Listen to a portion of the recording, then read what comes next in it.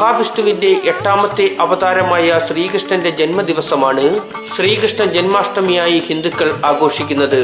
ചിങ്ങമാസത്തിൽ കൃഷ്ണപക്ഷത്തിലെ രോഹിണി നക്ഷത്ര ദിവസത്തിൽ ആഘോഷിക്കുന്ന ഈ ദിനം കൃഷ്ണാഷ്ടമി, ഗോകുലാഷ്ടമി, അഷ്ടമി രോഹിണി, ശ്രീകൃഷ്ണ ജയന്തി, ജന്മാഷ്ടമി എന്നീ പേരുകളിൽ അറിയപ്പെടുന്നു. ഹൈന്ദവതയിൽ വൈഷ്ണവ പാരമ്പര്യത്തെ സംബന്ധിച്ചിടത്തോളം ഇത് ഒരു പ്രധാന ഉത്സവമാണ്. വിഷ്ണുവിന്റെ പൂർവ്വ അവതാരമായാണ് ശ്രീകൃഷ്ണനെ കരുതപ്പെടുന്നത്. ഭഗവാൻ കൃഷ്ണൻ വിഷ്ണുവിനെ പോലെ ചക്രധാരിയായി പലയിടത്തും പ്രകടമാകുന്നുണ്ട്.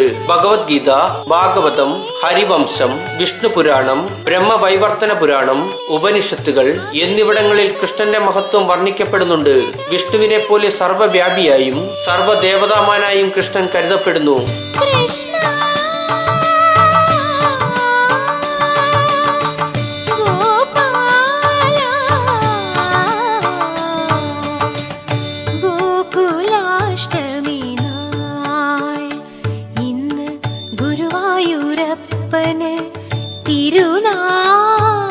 യുഗങ്ങൾ 4 കൃത, ത്രേത, ദ്വാപര, കലി എന്നിങ്ങനെ. ഇതിൽ ദ്വാപര യുഗത്തിലാണ് ശ്രീകൃഷ്ണന്റെ ജനനം എന്നാണ് വിശ്വാസം.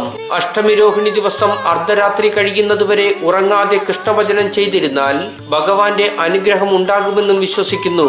ഭക്തരുടെ മനസ്സിൽ ആഘോഷത്തിന്റെ നെയ്ത്തിരികൾ തെളിച്ചുകൊണ്ട് ശ്രീകൃഷ്ണ ജയന്തി ലോകമെമ്പാടും ആഘോഷിക്കുന്നു. ശ്രീകൃഷ്ണ ജയന്തി ബാലദിനമായാണ് ബാലഗോകുലം ആചരിക്കുന്നത്.